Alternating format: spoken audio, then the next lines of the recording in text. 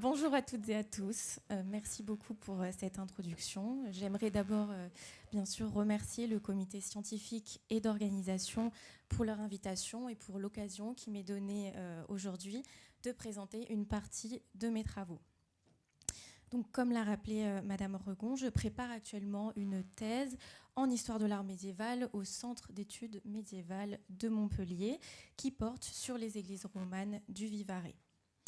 J'ai choisi de vous présenter aujourd'hui un échantillon de ce corpus, les églises de la montagne vivaroise, qui, nous le verrons, offrent un point de comparaison pertinent avec les édifices romans d'Auvergne, déjà vus au cours de ces journées, et puis que nous aurons la chance peut-être de visiter demain.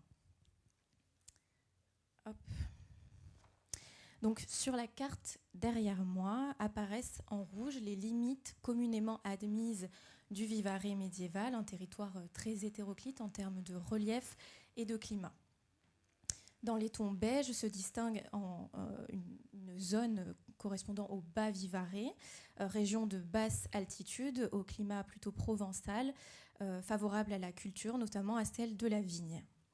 Elle est traversée par de nombreuses voies de circulation et est longée à l'est par le Rhône. Donc, des opérations archéologiques relativement récentes ont mis à jour des traces d'importants ports fluviaux actifs au Moyen-Âge, notamment au bourg Saint-Andéol, situé à quelques kilomètres au sud de la capitale diocésaine Viviers, que vous pouvez voir ici représenté par une croix. Donc, ces caractéristiques, elles ont favorisé la formation de petits noyaux urbains autour de Viviers, Aubenas, Ruons et Privas, qui est l'actuelle préfecture de l'Ardèche. Ces zones que vous voyez, donc vous voyez aussi une zone en marron et en vert, correspondent quant à elles à une région de moyenne et de haute montagne, culminant à près de 1800 mètres d'altitude au mont Mézin. Le climat y est plus difficile, plus rude. On peut considérer que cette zone est très peu propice à la culture et on y trouve surtout des terres de pâture. Et donc, une seule voie principale de communication la traverse en direction du Velay. De nombreux édifices religieux ont été élevés aux âges romans sur ce territoire. Et en guise d'introduction, je vais vous dire quelques mots sur les sources dont on dispose pour situer ces édifices dans leur contexte de fondation et connaître leur évolution dans le temps. Alors, pour les églises romanes du Vivarais en général, on dispose de nombreuses sources de différentes natures. Des sources archéologiques, bien sûr, les monuments en eux-mêmes, des sources épigraphiques, essentiellement pour les édifices du bas Vivarais, on a quand même un beau corpus épigraphique, mais aussi les sources écrites médiévales et les sources contemporaines, notamment les archives des monuments historiques. Pour les sources écrites, la majorité de ce que l'on conserve est composée de documents ecclésiastiques, essentiellement des actes de donation ou de confirmation de biens. Très souvent, ces textes sont donc rassemblés dans des cartulaires, édités pour la plupart au XVIIIe siècle. Sur la carte derrière moi, vous pouvez observer les principaux ordres religieux possessionnés en Vivarais. En vert figurent les communautés établies directement sur le territoire, comme la cathédrale Saint-Vincent de Viviers, bien sûr, mais aussi l'abbaye bénédictine Sainte-Marie de Cruas, ou encore le prieuré Saint-Vincent de Charest, qui était desservi par les chanoines de la cathédrale du Puy-en-Velay.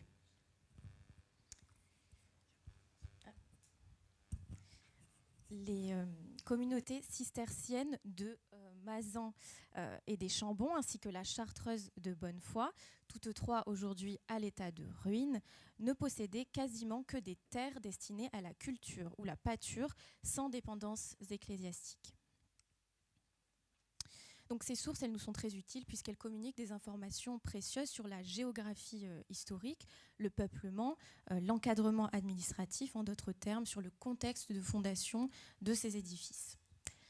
Parmi les principaux cartulaires que j'utilise, on peut mentionner celui de l'église de Viviers, qui a été très récemment édité, donc pour la toute première fois dans son intégralité, par Olivier Darnaud, dans le cadre de sa thèse soutenue en 2023.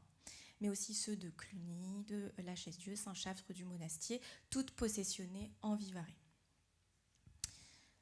Donc, dans le cadre de cette recherche, j'ai recensé et regroupé dans une base de données au total 131 chartes datées entre le 9e et le 15e siècle. Dans celle-ci, j'ai pu identifier la mention de 181 églises entre l'an 1000 et 1250. Aujourd'hui, plus d'une quarantaine sont encore conservées, au moins en partie, tandis que d'autres ont été entièrement reconstruites, ont disparu ou demeurent non localisées.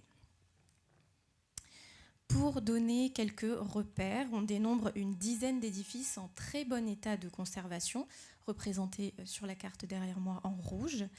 On compte également plus d'une trentaine d'édifices fortement remaniés au fil du temps ou partiellement en ruine dans certains cas, mais qui conservent certains éléments romans, qu'il s'agisse d'une partie de leur plan d'origine, d'un pan d'élévation, d'un clocher, d'un portail ou encore d'éléments de décor sculptés. Ils sont figurés sur la carte en bleu et en orange. Pour ce qui concerne la zone de montagne qui nous intéresse, on dispose de 4 édifices en très bon état de conservation, ainsi que d'une vingtaine d'édifices secondaires ou partiellement conservés.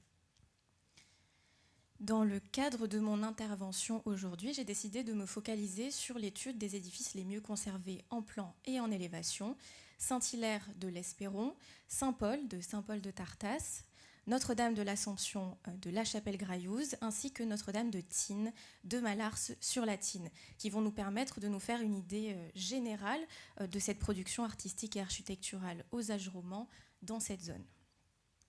Donc, je vous propose de commencer par une description générale de l'église Saint-Hilaire, à laquelle je comparerai progressivement les édifices suivants, d'abord leur plan, leur élévation, et enfin leur décor sculpté, dans le but de mettre en lumière la diversité de ce corpus et d'ouvrir quelques pistes de réflexion que je développe actuellement sur les ambitions des individus impliqués dans leur construction, en particulier au prisme du décor sculpté et de son agencement. Vous verrez qu'il y a certains échos avec la communication que nous venons d'écouter. Alors, l'église Saint-Hilaire est située dans la commune de l'Espéron, en Ardèche. Cet édifice est mentionné dès le début du XIe siècle comme une dépendance de l'abbaye de Gélone dans l'Hérault. Donc, l'église actuelle résulte vraisemblablement d'une reconstruction intégrale au XIIe siècle. Et il est probable que des éléments de remploi de cet édifice antérieur aient été mobilisés dans la reconstruction au XIIe siècle, tel que cet élément de décor sculpté qui orne le contrefort de la façade ouest côté nord. Comme la plupart des édifices situés sur le plateau ardéchois, Saint-Hilaire n'a fait l'objet que de très peu de travaux scientifiques et aucune opération archéologique n'y a été menée à ce jour. Inscrite au titre des monuments historiques depuis 1941, elle a fait l'objet de plusieurs campagnes de restauration entre les années 1940 et 1970. Il s'agissait essentiellement de travaux d'entretien, notamment des toitures, à l'exception d'une campagne de 1962 initiée par l'architecte en chef Georges Duval, au cours de laquelle il fut vraisemblablement décidé d'enduire presque intégralement les parois internes, ce qui empêche désormais d'observer l'appareil des maçonneries à l'intérieur. Donc, malgré ces interventions, le monument a conservé son intégrité. Ni son plan, ni son élévation n'ont été significativement modifiés. Donc, elle dispose d'un plan allongé avec une nef à vaisseau unique, longue de 3 travées. L'entrée dans l'édifice se fait par l'intermédiaire d'un portail ménagé dans le mur gouttereau sud de la première travée. Les 2 premières travées ont sensiblement le même volume à l'intérieur. Elles sont séparées les unes des autres par un arc doubleau très légèrement brisé, reposant sur des chapiteaux sculptés qui couronnent des colonnes engagées. La deuxième travée ouvre sur la suivante par un arc diaphragme à double rouleau, légèrement brisé lui aussi, reposant à son tour sur des chapiteaux sculptés montés sur des colonnes engagées. La troisième travée est beaucoup moins profonde et légèrement moins large que les 2 précédentes. Elle mesure à peine le tiers de la longueur de la deuxième travée. Elle semble faire partie intégrante du chœur liturgique puisqu'un simple retrait dans la maçonnerie marque l'entrée dans l'abside pentagonale où se trouve le maître-autel. L'église Saint-Paul, située dans la commune de Saint-Paul de Tartas, en Haute-Loire, dispose elle aussi d'un plan allongé constitué d'une nef à vaisseau unique longue de 3 travées. Celles-ci sont séparées par des arcs doubleaux, très légèrement brisés également, mais son chœur, contrairement à l'abside pentagonale de Saint-Hilaire, se termine ici par un chevet plat, percé d'une longue baie en plein cintre, surmontée d'un large oculus. Notre-Dame de l'Assomption, située à plus de 1120 mètres d'altitude dans la commune de La Chapelle-Graillouse en Ardèche, présentait elle aussi une variation de ce plan, composée d'une nef à vaisseau unique, longue de 3 travées, mais sa nef s'ouvre sur une abside hémicirculaire à l'intérieur, pentagonale, donc sur un chevet, inscrite dans un chevet polygonal à l'extérieur. Un autre monument très important de ce corpus des édifices de la montagne vivaroise, c'est Notre-Dame de Thine de Mallars-sur-la-Thine. Elle est située dans ce qu'on pourrait appeler le Vivarais cévenol, à près de 600 mètres d'altitude, et aurait été élevée entre la fin du XIIe siècle et le début du XIIIe siècle. C'est donc l'église la plus récente parmi les édifices que je vous présente aujourd'hui. Son plan est composé d'une nef à vaisseau unique, longue de 3 travées, de volumes là aussi quasiment identiques, relativement larges et profondes. La 3e travée est très légèrement moins profonde que les précédentes et s'ouvre sur le chœur liturgique inclus dans une abside hémicirculaire.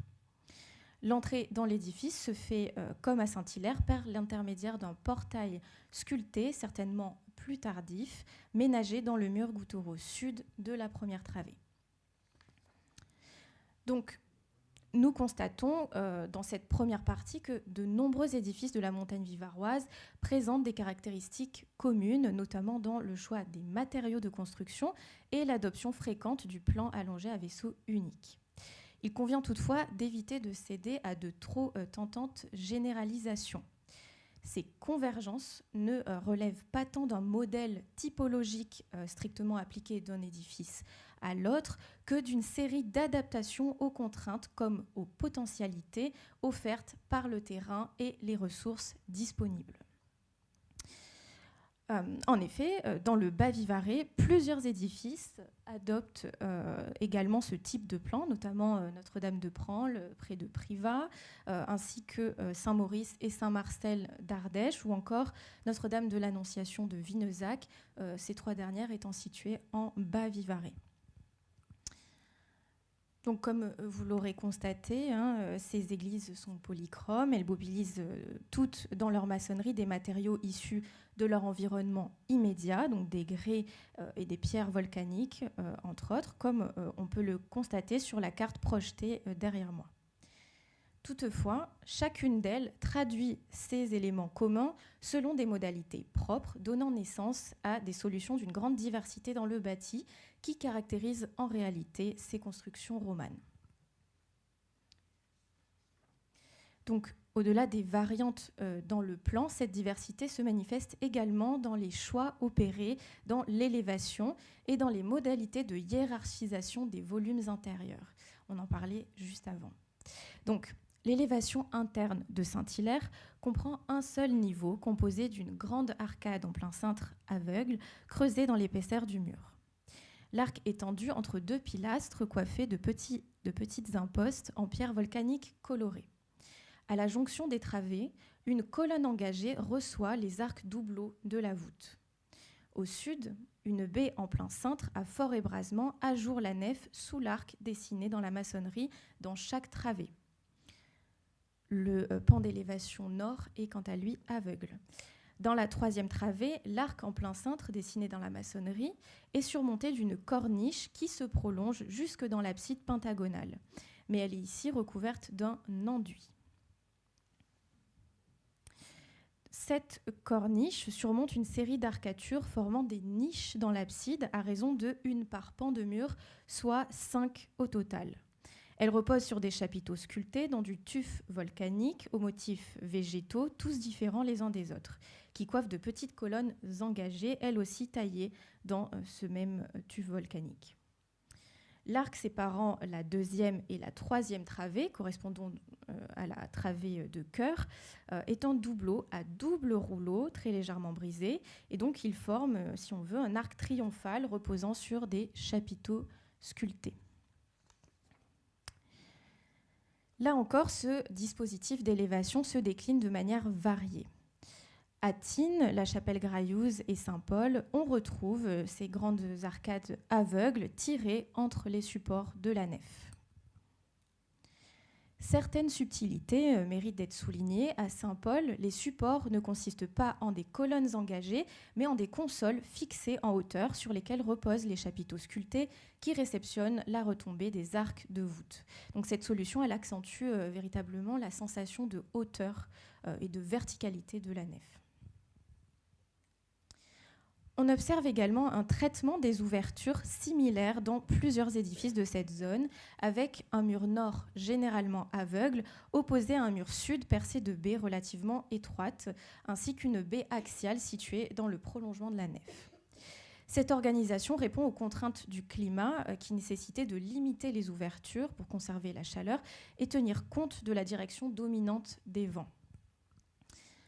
À Tignes, une baie très étroite, encore ajourée à l'heure actuelle, constitue la seule ouverture du mur nord. Elle porte des traces visibles, vous pouvez le voir, des intempéries, du ruissellement en réalité, et donc apparaît beaucoup plus endommagée que ses voisines situées juste en face. À Saint-Paul, une autre solution avait été mise en place pour faire pénétrer davantage de lumière. Un oculus avait été vraisemblablement percé dans le couvrement et on retrouve ce dispositif également à l'abbatiale de Saint-Chaffre du Monastier où les conditions climatiques sont similaires. Dans toutes ces églises, on remarque une volonté explicite de hiérarchiser les volumes, en particulier pour mettre en valeur le chœur liturgique, notamment à travers l'usage des arcs pseudo-triomphaux. Cela se manifeste par exemple par l'ajout d'un rouleau au doubleau, faisant la jonction entre la deuxième travée et la travée de chœur. L'aménagement des chœurs varie toutefois selon les édifices. Ceux de Saint-Hilaire et de la chapelle Graillouse sont très proches, avec ces 5 arcatures aveugles réceptionnées par des chapiteaux sculptés. Cette formule est loin d'être exclusive aux édifices de la montagne vivaroise et on la retrouve notamment aussi beaucoup dans les édifices romans du Bas-Vivarais. La tradition historiographique rapproche ce modèle des décors qu'on pouvait retrouver dans les premiers baptistères paléochrétiens. À Saint-Paul, Saint-Hilaire et Tignes, une corniche relie le sommet du mur gouttereau au départ de la voûte. Dans certains cas, elle se prolonge jusque dans le chœur et peut accueillir un décor sculpté, comme c'est le cas à Notre-Dame de Tignes. Dans cet édifice en particulier, le chœur se détache clairement du volume relativement homogène de la nef. Vous voyez que l'abside est couverte d'une voûte en cul-de-four dont les assises alternent pierre rouge et grise claire.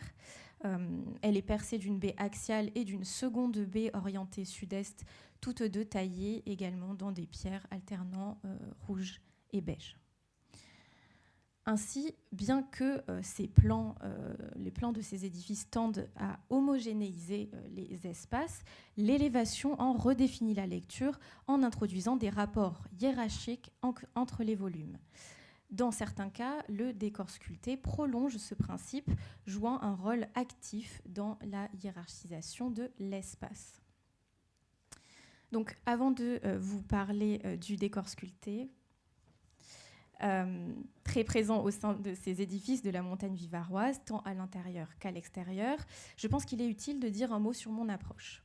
Donc, je suis depuis quelque temps formée au pilotage de drones, ce qui m'a permis de réaliser des prises de vue aériennes de certains sites, ainsi que des prises de vue à hauteur des éléments sculptés, ce qui facilite grandement leur lisibilité. J'ai effectué à ce jour 3 campagnes, donc à Tignes, à l'Espéron et Saint-Paul de Tartas, où j'ai réalisé des relevés photogrammétriques qui me permettent, après traitement des images, de fabriquer des modèles en 3 dimensions des monuments, ainsi que des relevés orthophotographiques indispensables pour l'analyse du bâti, ainsi que la compréhension du décor sculpté dans sa globalité. Toutefois, compte tenu des délais imposés par l'administration pour l'obtention des autorisations de survol, entre autres, je n'ai pu commencer ces relevés que très récemment. Donc le délai d'interprétation a été relativement court et je suis seulement en mesure de partager avec vous aujourd'hui mes premières pistes de réflexion ainsi que mes premières observations. À Saint-Hilaire, une frise de modillons sculptés orne la jonction du mur Goutaureau et la corniche à l'extérieur.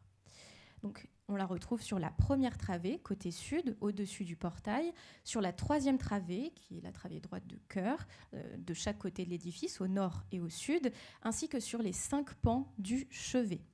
Il apparaît clairement ici que le bâtisseur a choisi de positionner ce décor à des endroits stratégiques, soulignant ainsi les parties les plus sacrées de l'édifice, donc au-dessus du portail et sur le chevet.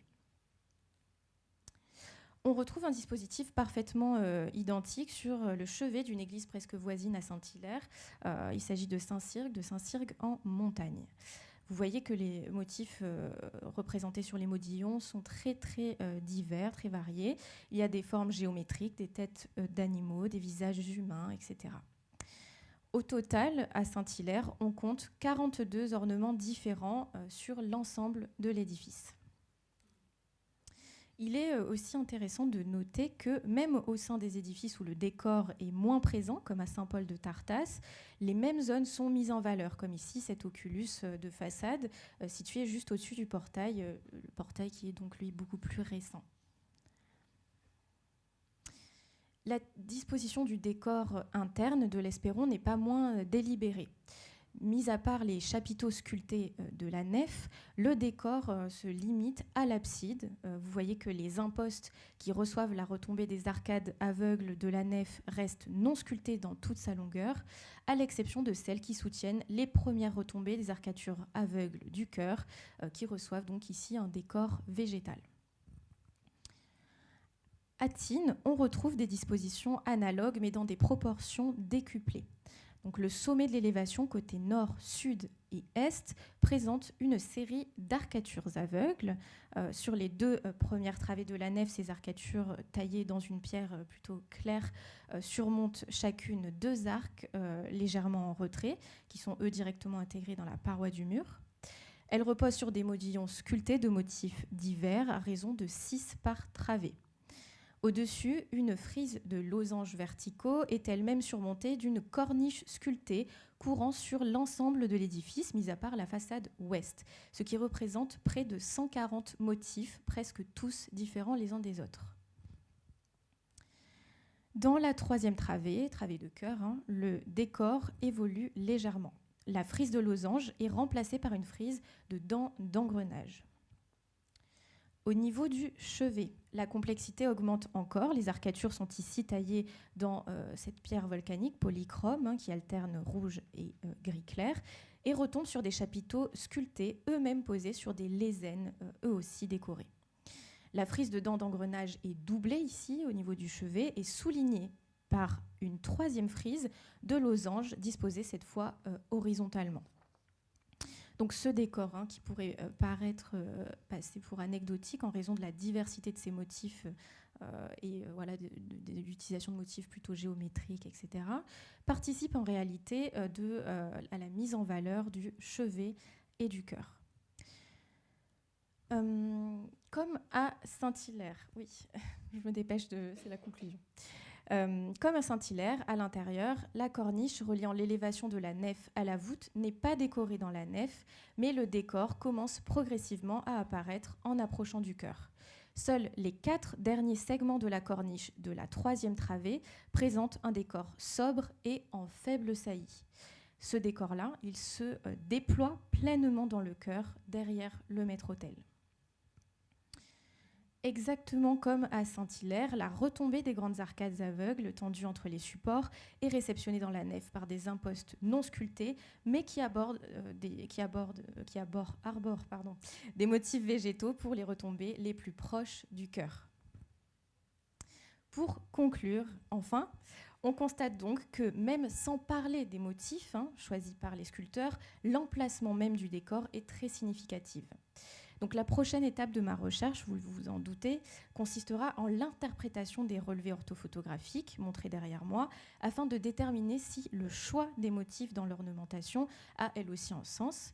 Et j'ai déjà commencé à classer en plusieurs catégories ces motifs-là, notamment ici avec la corniche de Saint-Hilaire, ce qui m'a permis de constater dans un premier temps que de petites séquences apparaissent avec, par exemple, vous le voyez ici, 2 motifs géométriques encadrés de part et d'autre par des motifs humanoïdes ou zoomorphes sur le chevet.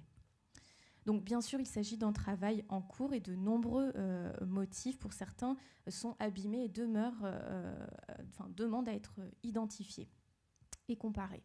Ce sera donc ma mission pour les prochains mois et les prochaines semaines. Voilà, je vous remercie beaucoup pour votre attention.